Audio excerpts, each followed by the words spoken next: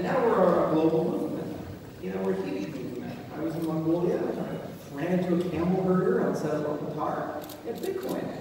Think about that. 8 years' time, you go from nobody taking you seriously, everybody saying that you're just crazy, you're nobody, to people in Mongolia buying your stuff who don't even have an internet connection and they live in Gara.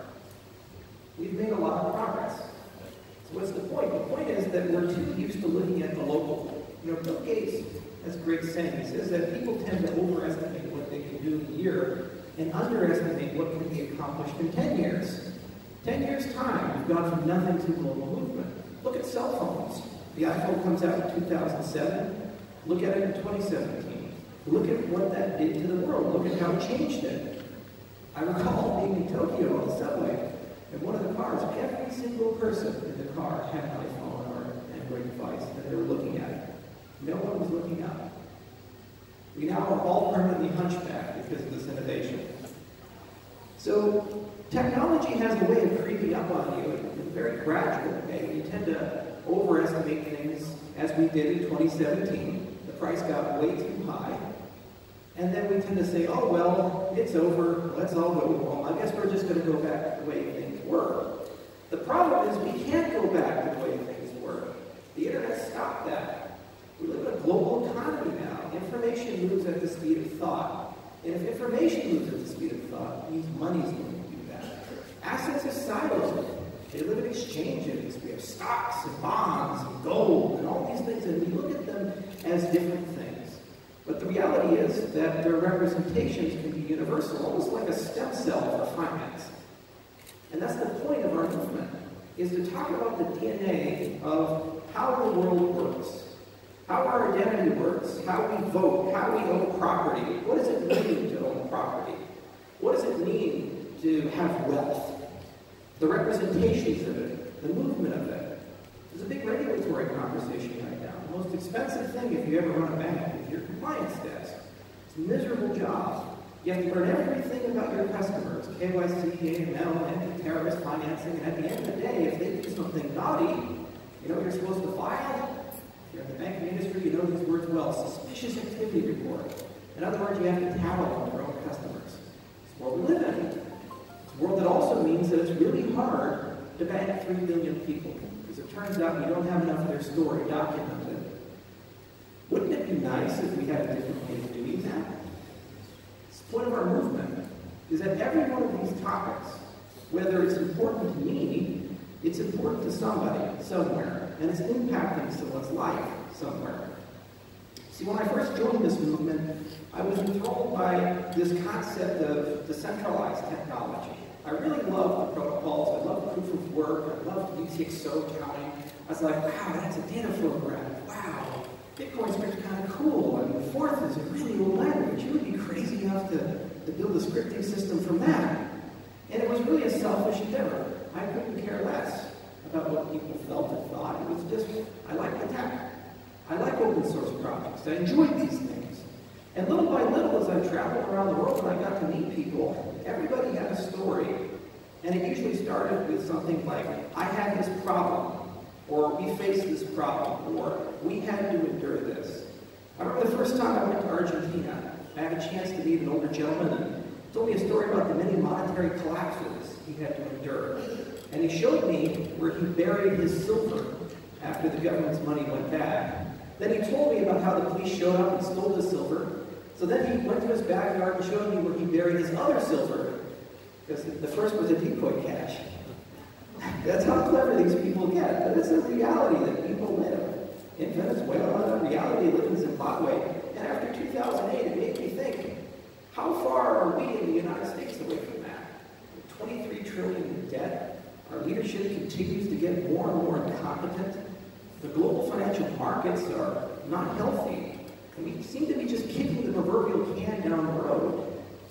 We have all these toxic derivatives floating around, inflationary policy is never ending, and nobody seems to listen or care to actually solve real problems. It's a recipe for the world to start getting to a state where we're probably going to have some difficult financial times ahead. And if every time the collapses get 10 times larger than the prior one, you can imagine where we're going to be at. So what's the path ahead about? It's about how we can solve this problem. Not governments, not big corporations like Microsoft and Amazon and the Googles and Baidu's and all these others, but we can actually solve these things. You see, at the end of the day, what's so magical about the technology we build and so magical about this movement is it's mostly open source. We share ideas. If Justin comes up with something, I can take it. And if we come up with something, he can take it. If the Neo guys come up with something, it's free game. Same for Ethereum, same for Cardano. And it works just this way in the science. I remember when we first started publishing papers, one of my proudest moments when we published the Ouroboros Classic paper back in 2016. It was one of the first major publications in my company. Since then, we published more than 40. And more than 20 have gone through peer review at major conferences like CCS and Eurocrypto and Crypto. And just those few short years, I've watched from just having a few papers presented to dozens to eventually dedicated tracks, to having a conversation of skepticism and, okay, good for you, please move on, to this is really interesting stuff, and I'd love to work with you. I'd love to collaborate. So the science community is composable and open. The code is composable and open. And what we have is now a Darwinian environment of thousands of ideas, all competing with high financial stakes. At the same time, we have a legacy system that's not doing well, and we can see that. And these things are going to collide with each other, almost like a great Hegelian synthesis. And the collision, the outcome of that is still a bit murky to me. You see, at the end of the day, we don't have to have a decentralized, open, and free and fair system. We can have centralized digital money. We can have social credit. We can have a system where an actor can shut off the access to your identity, your money, prevent you from traveling if you want. Or we can have a system that's controlled by you. There is no universal law that says society should work one way or the other way. It's ultimately your decision. Just like there's no universal law that we should have kings versus presidents, versus committees, versus members of parliament. These are decisions we make. And what our space is doing is it's a gigantic experimental petri dish where we're seeing real time how to do these things. To go to the practical, we're in Ethiopia. In fact, after this, I'm flying there. We just got done training a class of 23 women, 19 from Ethiopia, 4 from Uganda and Haskell. And it's very proud to see them succeed. But more importantly, we're going to start talking to the Ethiopian government about a supply chain management project. At the same time, we're going to talk to them about identity. And at the same time, we're going to talk to them about pretty much every other aspect of their government. Did you know that the prime minister of that country is a cryptographer? Wrote codes during their training course. The only world leader who currently holds an advanced degree in cryptography. You think I can have a good science-based conversation with him about the merits of what we do? And if it turns out to be successful, what does it mean? It means 106 million people, a third of the population of America, about the same population as Japan, could be living in a more advanced economy than I do within 10 years. That's just me. What can you do? Where can you go?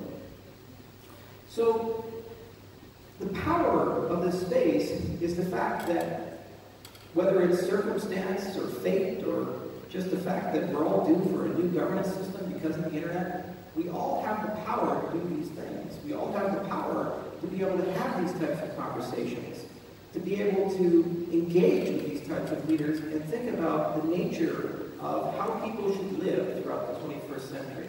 What rights should they have? How much privacy should they have?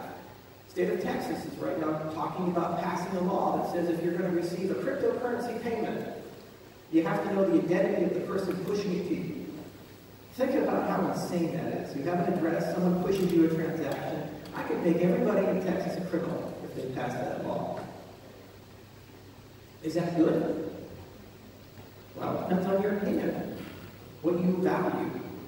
And this is an interactive process. This is one that you control as much as me, and basically the decisions we make over the next 5 to 10 years, the direction we take the technology over the next 5 to 10 years are going to determine ultimately how these things work. It wasn't too long ago that people made the same decisions for the internet. Netscape decided what the web browser was going to look like, and the cookie was going to look like, and the scripting language, JavaScript, was going to look like. If you like e-commerce the way it is, that's because of that. Came up with a certificate. The decisions they made, you live with, for good or for bad. Had we adopted PGP, we wouldn't have passwords right now. We'd have a password-free internet. We didn't go down that direction. We went down a different direction. So similarly, the decisions the entrepreneurs here make, the companies make, will have these impacts on you, eventually the world. And the stakes are a lot higher. Because this isn't just about money. This is about how you live. Your freedom of travel. What you can own, what you can't own. The types of people you can do business with, and the types of people you can't do business with. The level of privacy you're going to enjoy. Your autonomy. That's what this is ultimately about at the end of the day. And that's why I'm still here after 8 years, all the ups and downs. Sure as hell not for the price. Back when I joined, it was $1. It went up to $30, and I said, wow, this crypto is amazing. It went down to $4, and I said, I'm the worst investor in the world. Then it went up to $250, and I said, oh, this is cool, I should buy some more. And then it went to $80. Then it went up to $1,200, and I said, okay, finally, we're there. And then it bled down over a whole year period to $250. And then I sold some angrily, and then it went up to $20,000, I just gave up. And then I almost bought some at 17, and then it went down to 3,800. And I said, this is why I'm not a trader. There's other people who do that. Anyway, it's not for the price, it's not for the markets, but in closing, a few key facts to remember. Our market continues to grow. It's easy to get a little hopeless and think the best times are gone. But there's actually more people in cryptocurrency today, in 2019, than there were at the peak of the market in 2017. More businesses being started today, more venture capital in the space, more diverse capital in the space, stronger business models. Recently, Samsung just announced that apparently crypto is coming to their phones. 3 to 5 years, that's going to be a standard for pretty much every smartphone, probably including the iPhone. And all these major consumer platforms, from Messenger to Windows itself, are prime candidates to integrate infrastructure. So our movement is growing, the state of it is quite strong, and our greatest challenges we have yet to face. It's going to come when that legacy world comes collapsing down, and how we respond to that, and what we do with that. So it's in your hands, I guess. Good luck. Thank you all for coming.